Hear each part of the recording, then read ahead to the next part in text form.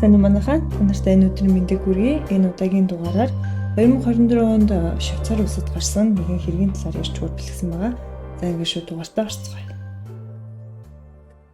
2024 оны 2 сарын 13-ны өдөр Швейцар улсын Басел гэх хотод нэгэн эмэгтэй гэртээ маш аимшигтайгаар амь насаа алдсан гэсэн мэдээлэл Швейцар улсын олон нийтийн сувгуудаар цацагдаж эхэлсэн байна. Хохирогчийн мэдээллийг нууцлж олон нийтийн сувгуудаар цацаж эхэлсэн ч Швейцар улсын ард иргэд тухайн хохирогч эмэгтэйг шууд таньсан. Учир нь хохирогч эмэгтэй нь 2003 онд Швейцар улсын баруун хойд зүгийн Мессийн тэмцээнд төрүүлж титмиг авч байсан эмэгтэй байсан байна. Кристина Йоксимович нь 1985 оны 4 сарын 15-ны өдөр Швейцар улсын Басел гэх хотод төрж өссөн Серб улсаас гаралтай эмэгтэй байсан юм байна. 2003 онд Швейцар улсын баруун хойд зүгийн Мессийн тэмцээнд төрүүлж титмиг гардаж авсан цагаас эхлүүлээд олон нийтэд танигдаж эхэлсэн байна. 2008 онд Швейцар улсын Мессийг шалгаруулах тэмцээний финалистаар ажиллаж байсан маш амжилттай мундаг эмэгтэй байсан байна. Кристина 2007 онд консалтинг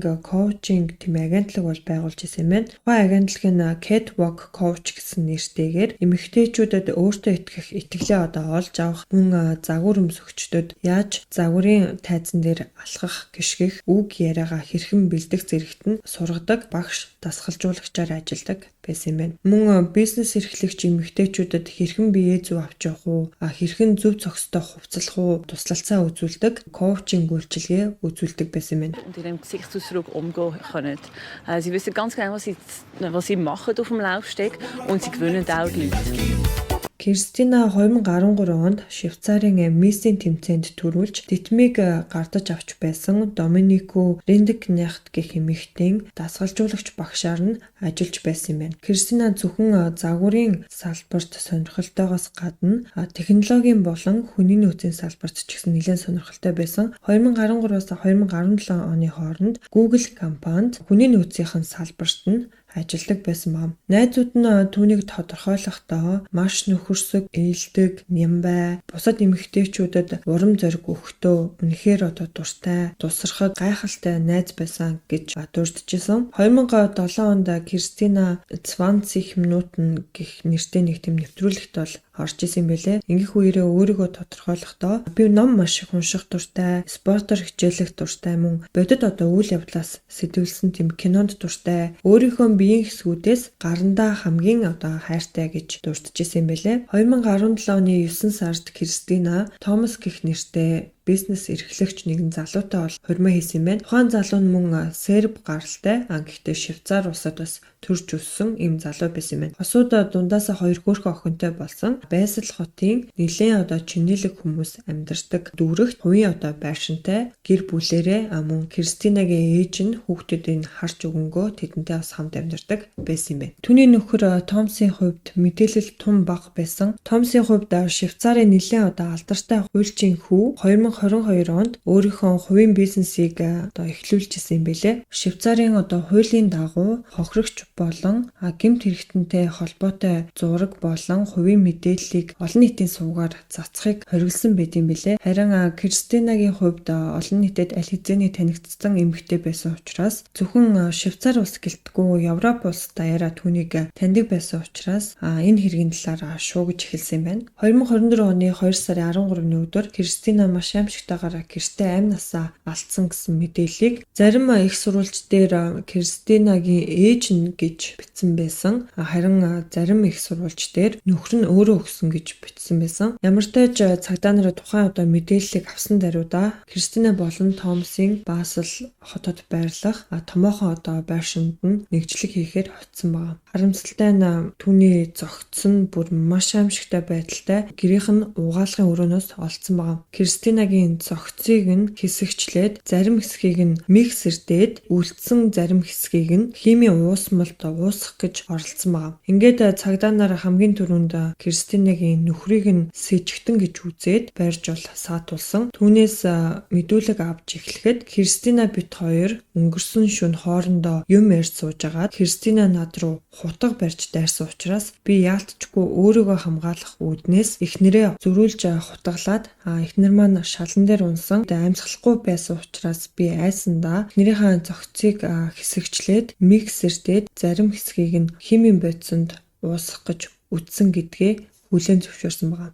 Ямар өвчтэй юм бэ. Түүний нөхрийг 2 сарын 14-ний өдөр буюу гэгээн Валентины өдрөөр цагдаа нар барьж саатуулсан байгаа. Задлан шинжээчдийн үзснээр Кристинагийн биен дээр нь баруун нүд нь гэмтсэн, хамрын яс нь хугарсан, баруун талын шилбэн гэмтсэн, хоёр мөрнийх нь яс нь хугарсан, биднээс нь хүчтэй татаж чирсэн байх магадлалтай хуйхан нэлээд гэмтсэн, хүзүүг нь бомилсон, хүзүүнийх нь яс нь хугарсан, хадсан уул мөртэй, хүзүүнийх нь ойр орчимд нэлээд улаасан, мөн биеийн хэсгийг хэсэгчлэх үедээ сав орчмынх нь хэсгийг нэлээд болгоомжтой хэсэгчилсэн гэсэн дүгнэлтийг задлан шинжээчид эмчнэрийн зүгээс гаргасан юм байна. Томас эхнэрийнхээ зохицыг хэсэгчилж байх үедээ YouTube дээр видео бичлэг үзчихсэн гэдгийг нь мөн нотолсон. Кристинагийн утсыг нь хүргэлтийн машинд нуугаад харин өөрийнхөө утсыг шалгуулахаас татгалзсан юм байна. Бичлэг үзсэн гэдгийг яаж мэдсэн гэхээр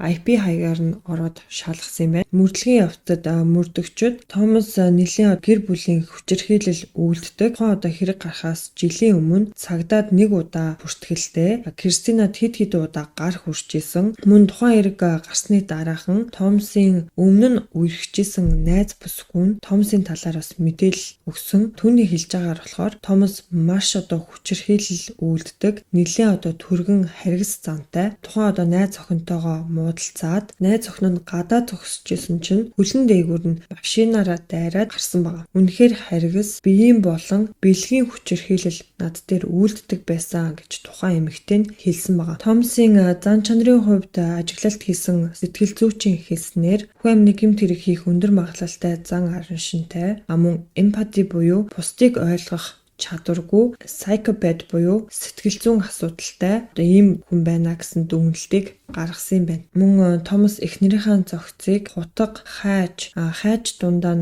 мод хайчилдаг том хайж, тэгээ миксер, зориултын химийн уус мол, бэх зэргийг ашигласныг нь харахад эхнэрийнхээ амь насыг хөнөөхийг урдаас төлөвлөсөн гэсэн дүгнэлтийг гаргаад байгаа юм байна. Кристина дотн найзуудаа Томасоос салах хүсэлтэй байгаа, гэр бүл зуцлах тал дээр думгүйлгч хайж байгаа гэсэн зүйл ярьж исэн бэлээ. Томас мэдүүлгийн үеэр өөрийнх нь хувийн бизнес нь бүтлгүүцсэн, сэтгэл гутрал орсон тийм байдалтай байсан. Эхнэр нь түүнийг хайж явах гэж байсан учраас энэ аимшигтай гэмт хэргийг үйлдсэн гэж ярьсан байгаа. Томас шүүх хурал хүртэл барьцааны мөнгө төлөөд гэрийн хорионд байх хүсэлтийг гаргасан. Харин түүний хүсэлтийг нь бол хүлээж аваагүй татгалцсан хариуг бол өгсөн бэлээ. Харин одоо хүртэл шоронд хоригдоод шүүх хурлаа хүлээгээд байж байгаа юм байна. Мэдээж мөрдөгчд маш олон нотлох баримт олох шаардлагатай, зохиц дээр шинжилгээ хийх гээд маш олон үйл явц явагддаг учраас энэ нь мэдээж цаг хугацаа шаардлагатай.